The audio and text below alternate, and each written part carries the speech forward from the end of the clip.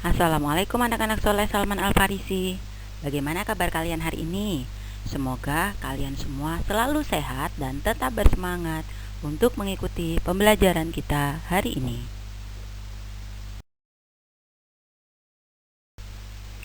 Pada pembelajaran PLH ini, kita akan mempelajari bab 5, kreatif dalam berkreasi. Nah, dalam hal ini kita akan berbicara tentang bagaimana sih cara mengelola sampah dengan baik. Nah, sebelum itu kita harus tahu dulu tuh, apa sih yang dimaksud dengan sampah? Sampah adalah barang sisa yang sudah tidak terpakai. Tentu saja sampah ini sangat mengganggu ya jika jumlahnya sudah tidak terkendali lagi, bisa menimbulkan penyakit, bau yang menyengat dan lain sebagainya.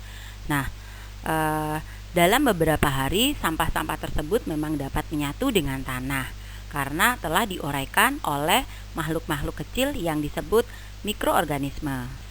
Sehingga berdasarkan jenisnya, sampah terbagi menjadi dua, yaitu sampah organik dan sampah anorganik. Tentu kalian masih ingat ya, apa sih yang dimaksud dengan sampah organik? Sampah organik adalah sampah yang dapat dihancurkan oleh mikroorganisme. Biasanya sampah jenis ini berupa dedaunan, ranting, sisa makanan, bangkai binatang, dan juga kertas. Sedangkan sampah anorganik adalah sampah yang tidak dapat dihancurkan oleh mikroorganisme. Contohnya seperti barang-barang yang terbuat dari logam dan juga plastik. Lalu bagaimana sih cara mengelola sampah yang baik? Cara mengelola sampah yang baik meliputi hal-hal sebagai berikut. 1. Memanfaatkan sampah organik untuk pupuk dan makanan ternak, khususnya untuk pupuk organik dan pupuk kandang ya. Lalu yang kedua, sampah juga dapat dimanfaatkan untuk pembuatan biogas.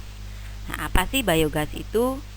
Biogas adalah gas yang dihasilkan oleh pembusukan sampah organik atau kotoran hewan. Biogas ini dapat dimanfaatkan sebagai sumber energi alternatif pengganti bahan bakar minyak ya. Lalu cara selanjutnya untuk mengelola sampah yaitu dengan memisahkan sampah organik dan sampah anorganik. Hal ini dilakukan untuk mempermudah dalam pemanfaatannya.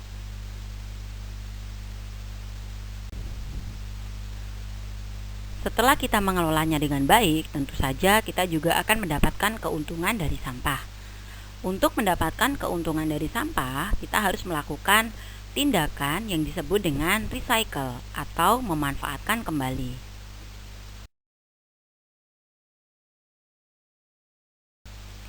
Contoh, kita dapat mendaur ulang barang-barang yang terbuat dari logam untuk dijadikan bahan baku logam kembali.